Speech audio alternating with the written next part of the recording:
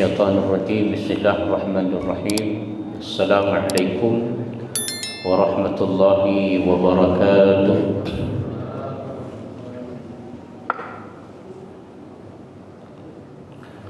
الحمد لله رب العالمين وبه نستعين على أمور الدنيا والدين أشهد أن لا إله إلا الله وحده لا شريك له أشهد أن محمدا عبده ورسوله الذي لا نبي بعده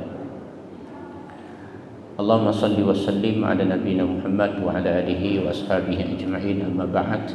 Hadirin wal hadirat rahimakumullah. Alhamdulillah dalam keadaan sehat walafiat. Pada malam ini kajian kita tentang pajak. Ini pajak ini dalam pemahamannya ulama terbagi kepada dua. Ada yang pro dan ada yang kontra.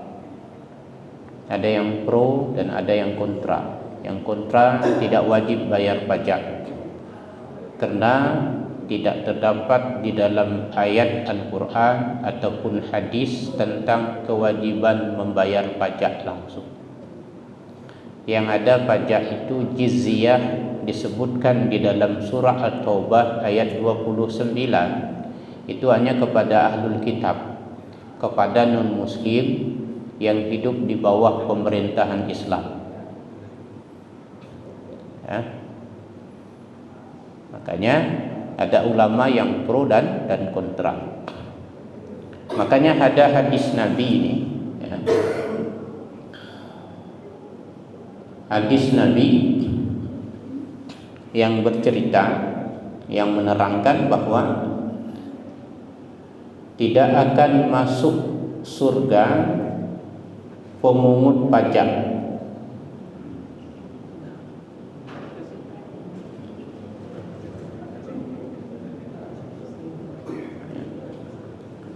Tidak akan masuk surga. Di sini disebutkan bahwa al-makas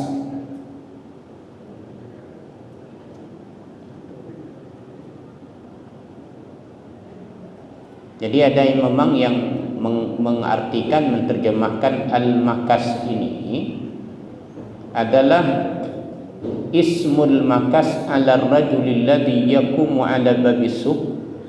Nama al-makas pemungut pajak terhadap seseorang yang berdiri di pintu pajak.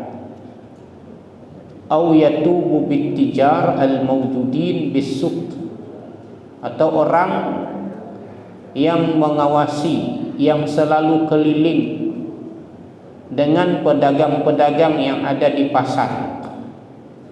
Wa yalzimuhum bidaf'i mablaghil muayyan, dan mewajibkan membayar dengan kadar tertentu, ukuran tertentu minal mali, ya, daripada harta. Ini yang disebut al-makas.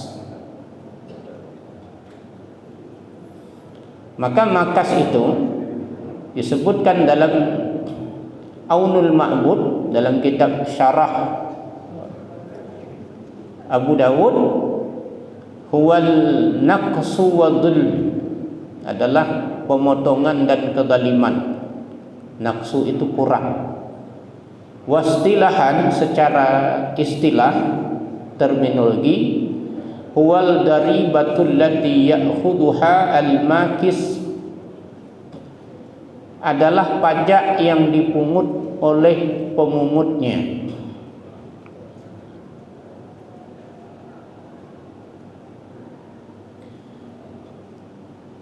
Atau dalam syarah sunnah disebutkan sahibul maks, orang pemungut pajak itu adalah orang yang mengambil pajak dari pedagang idza maru bihi maksad bismil ash, apabila dia mengambil 1/10 dari pedagang tersebut.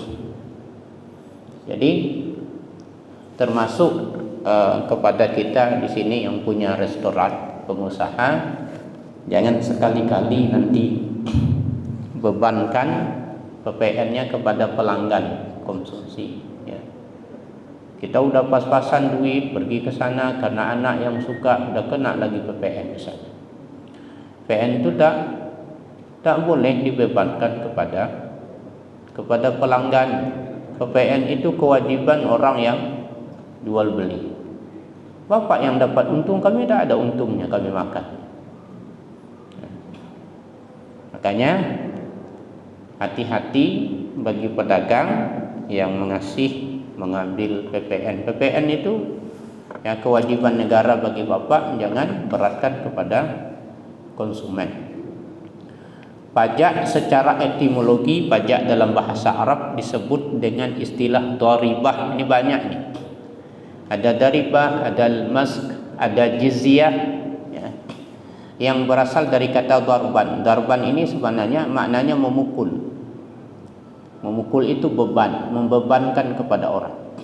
Mewajibkan, menetapkan, menentukan, memikulkan atau membebankan. Sedangkan secara terminologi, dharibah adalah harta yang dipungut secara wajib oleh negara untuk selain jizyah. Maka jizyah itu pajak juga, tetapi bermakna apa?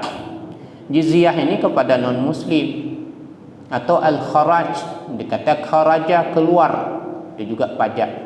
Sekalipun keduanya secara awam bisa dikategorikan sekalian dharibah, pajak. Adapun beberapa ulama yang berikan definisi tentang pajak dalam Islam, di antaranya Yusuf Qardawi berpendapat pajak adalah kewajiban yang ditetapkan terhadap wajib pajak, harus disetorkan kepada negara sesuai dengan ketentuan tanpa mendapatkan prestasi kembali dari negara, dan hasilnya untuk membiayai pengeluaran-pengeluaran umum di satu pihak dan untuk merealisasi sebagian tujuan ekonomi, sosial, politik dan tujuan-tujuan lain yang ingin dicapai oleh negara. Itu pajak. Jadi memang tak ada dalilnya dalam Al-Quran dan hadis. Ghazi Inayah berpendapat pajak adalah kewajiban untuk membayar tunai yang ditentukan oleh pemerintah atau pejabat berwenang yang bersifat mengikat tanpa adanya imbalan tertentu. Ketentuan pemerintah ini sesuai dengan kemampuan si pemilik harta dan dialokasikan untuk mencukupi kebutuhan pangan secara umum dan untuk memenuhi tuntunan politik keuangan bagi pemerintah. Abdul Qadim Dallum berpendapat pajak adalah harta yang diwajibkan Allah Subhanahu wa taala kepada kaum muslimin untuk membiayai berbagai kebutuhan dan pos-pos pengeluaran yang memang diwajibkan atas mereka pada kondisi baitul mal tidak ada uang atau harta. Jadi ini Abdul Qadim Dallum ini mengatakan bahwa pajak itu kepada kaum muslimin, tapi di garis bawah di sini kondisi baitul mal tidak ada uang atau harta. Ini juga dalam kondisi pemerintahan Islam. Kalau pemerintahan Islam ada baitul malnya. Maka ketika baitul mal untuk bantuan tidak ada lagi ya uang cash di sana atau harta, maka ditarik dari kaum muslimin. Kemudian Imam Al-Ghazali dan Imam Al-Juwaini berpendapat pajak adalah apa yang diwajibkan oleh penguasa pemerintahan muslim ini. Pemerintahan muslim kepada orang-orang kaya dengan menarik dari ya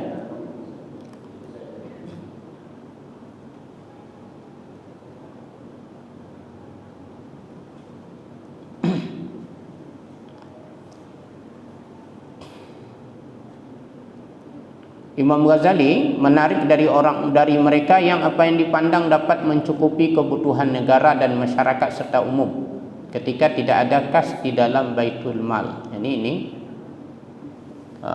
Imam Ghazali dan Imam Al-Juwaini ini mengatakan ya, kedua-duanya ini ahli usul fiqh. Orang ahli usul fiqh itu orang-orang yang memang jago. Di usul fiqh ini termasuk kajian yang sulit di dalam kajian Islam. Tak sembarangan orang bisa memahaminya. Jadi kalau Imam Al-Ghazali dan Imam Al-Juwaini ini pendekarnya ini luar biasa. Orang-orangnya cerdas. Jadi pajak ini adalah apa yang diwajibkan oleh penguasa di sini, pemerintah muslim, kepada orang-orang kaya dengan menarik ya dari mereka itu dari kondisi baitul mal ini ketika tidak ada ini perlu digarisbawahi, ketika tidak ada kas di dalam baitul mal. Tuh. Tapi kalau ada tidak boleh. Kemudian disyaratkan pemerintahan muslim. Jadi pemerintahan kita muslim itu tidak.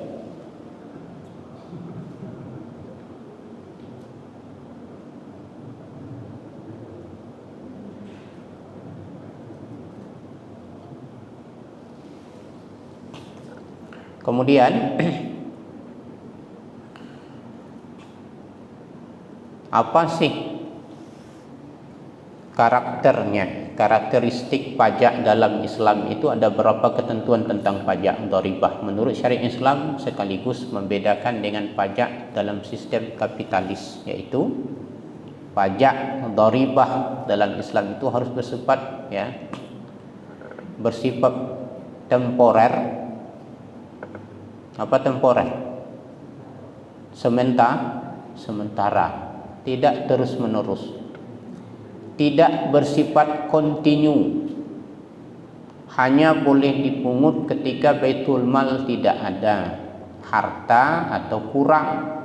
Ketika baitul mal sudah terisi kembali, maka kewajiban pajak bisa dihapuskan. Jadi itu karakter yang pertama pajak dalam dunia Islam.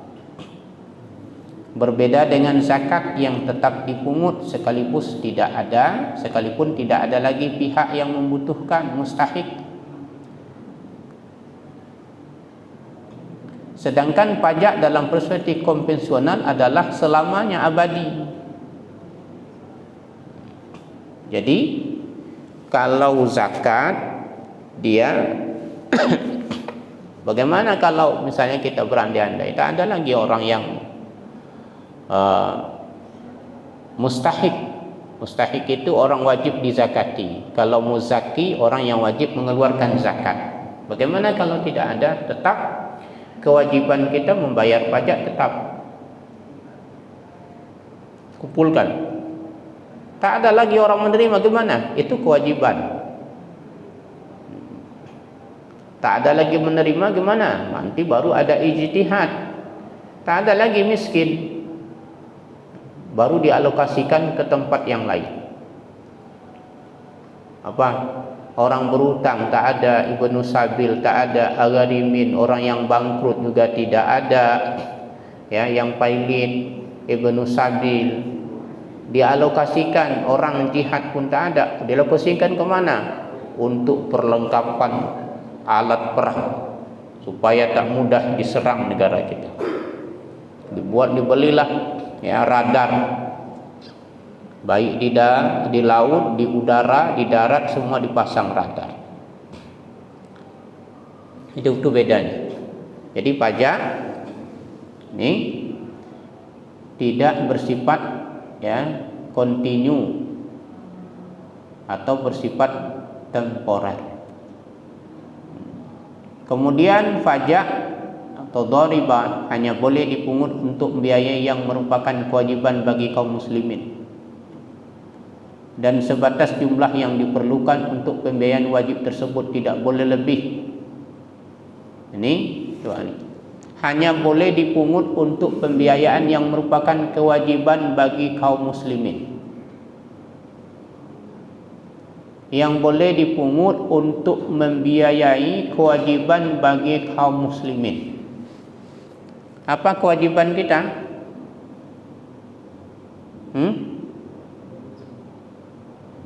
Kalau kita bicara hadisnya apa? Hakul muslim ala muslim, ya, ada sittah, ada 6. Kewajiban seorang muslim kepada muslim yang lain dan 6. Di antaranya itu apa? Orang sakit, ya, tentang ngitu jenazah, kemudian menolong orang-orang yang sulit, yang susah, Ini kewajiban. Kalau itu memang untuk kewajiban, memang wajib orang muslim, maka boleh dipungut pajak. Sedangkan pajak dalam perspektif konvensional ditujukan untuk seluruh warga tanpa membedakan agama.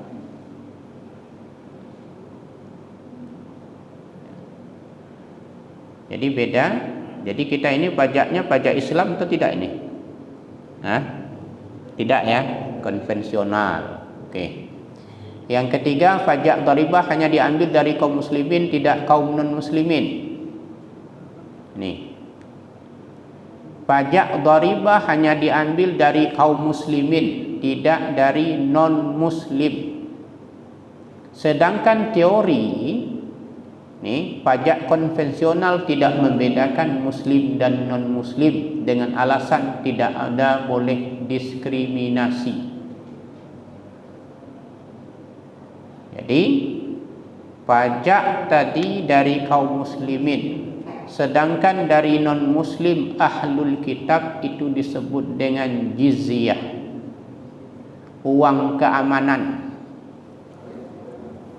Uang keamanan, mereka agar aman hidup di bawah pemerintahan Islam, bayar jizyah. Dulu kita punya kekhalifahan Utsmani. Itu negara-negara yang tunduk di bawahnya bayar jizyah. Keamanan. Yang keempat, pajak dharibah hanya dipungut dari kaum muslimin yang kaya, tidak dipungut dari selainnya. Sedangkan pajak dalam perspektif konvensional kadangkala juga dipungut atas orang miskin. Ya, ini berbeda. Orang miskin pun kena pajak. Kemudian pajak dharibah hanya dipungut sesuai dengan jumlah pembiayaan yang diperlukan, tidak boleh lebih. Ya.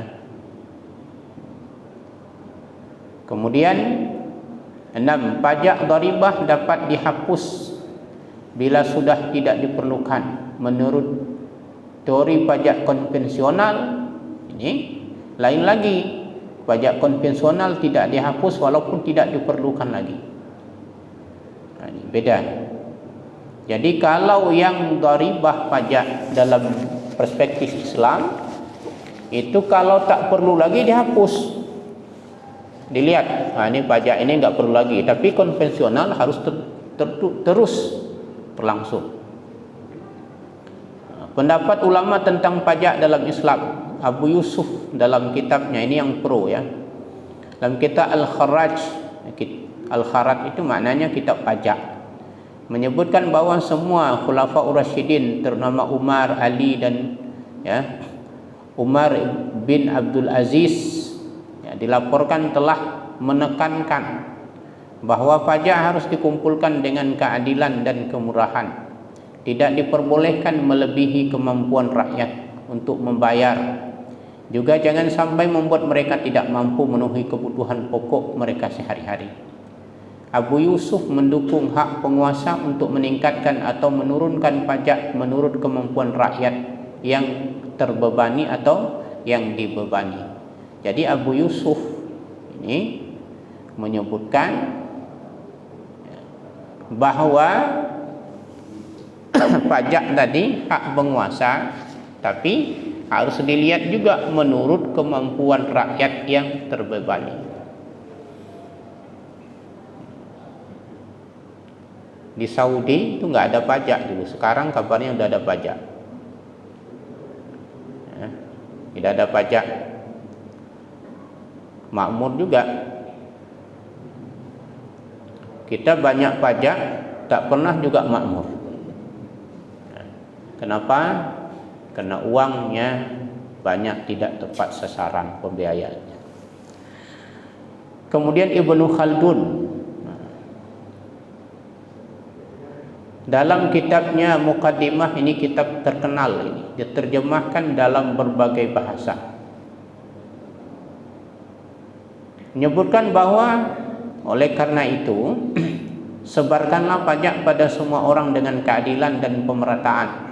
Perlakukan semua orang sama dan jangan memberi kekayaan dan jangan mengecualikan kepada siapapun kecuali itu adalah petugasmu sendiri atau kawan akrabmu atau pengikutmu, dan jangan kamu menarik pajak dari orang melebihi kemampuan membayarnya. Ini Ibnu Khaldun menyebutkan bahwa termasuk yang pro dengan pajak boleh mengambil pajak, tetapi juga digarisbawahi di sini, dan jangan kamu menarik pajak dari orang melebihi kemampuan membayarnya. Ini juga nyebut. Kemudian Umar Kaprah dalam bukunya Islam The Economic Challenge mengatakan hak negara Islam, ini hak negara Islam untuk meningkatkan sumber-sumber daya lewat pajak di samping zakat telah dipertahankan oleh semua fuqaha. Sejumlah fuqaha pada prinsipnya telah mewakili semua mazhab fikih. Hal ini disebabkan karena dana zakat dipergunakan pada prinsipnya untuk kesejahteraan kaum miskin.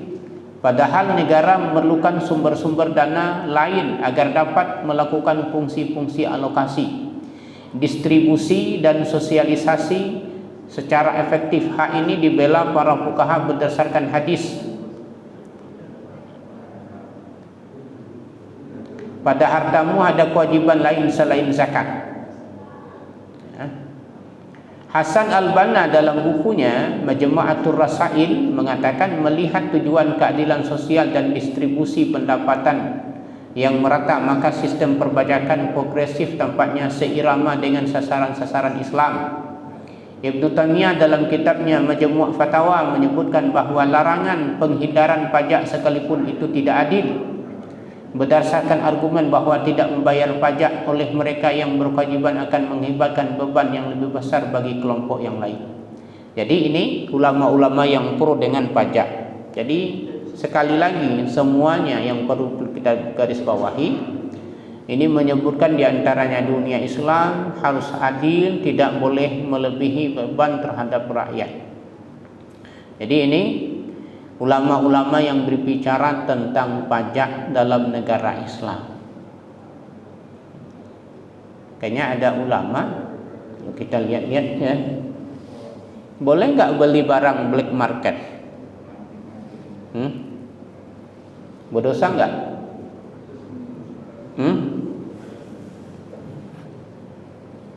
Apa beli jam Seiko? Kalau lewat bayar pajaknya misalnya sekitar 150 juta ya. Kalau tak bayar pajaknya sekitar 100, Bapak beli asli. Berdosa enggak kita beli demikian?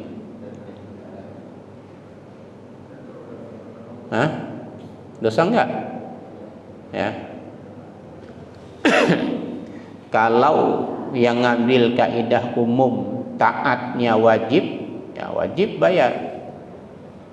Kalau yang mengatakan tak wajib bayar pajak, ya, maka tak berdosa. Hadirin wal hadirat rahimakumullah. Jadi dari kajian ini, maka dari pertanyaan minggu semalam, bagaimana orang yang sudah bayar pajak, apakah wajib masih membayar zakat? Masih wajib. Karena beda zakat dengan pajak. Zakat diambil hanya dari orang kaya kaum muslimin. Pajak diambil dari orang kaya, orang miskin, muslim dan non muslim. Zakat hanya didistribusikan kepada asnaf 8. Sedangkan pajak didistribusikan kepada selain asnaf 8, baik muslim non muslim ya. Kemudian pajak diambil dari mana lagi? Baik dari yang usahanya halal atau tidak halal, selama dia legal dalam pandangan negara. Misalnya di negara kita misalnya ini boleh nanti suatu saat misalnya dilegalkan minuman keras, diproduksi, boleh buat ya pabrik minuman keras, tapi dikawal ketat, ya, pengawasannya ketat oleh negara, dijualkan di tempat, diekspor ke negara yang memang yang boleh mengkonsumsinya. Di situ ada pajak yang dapat negara, boleh, tapi zakat tidak demikian. Jadi ini perbedaannya. Kalau kita sudah bayar pajak, tetap wajib bayar zakat. Mudah-mudahan undang kita, kalau sudah kita bayar zakat, pajak tak kena lagi. Itu yang kita usahakan. Mudah-mudahan terwujud di negara kita. Hadirin wal hadirat rahimakumullah, ini pembahasannya secara singkat. Mungkin ada yang ingin dipertanyakan, dipersilakan.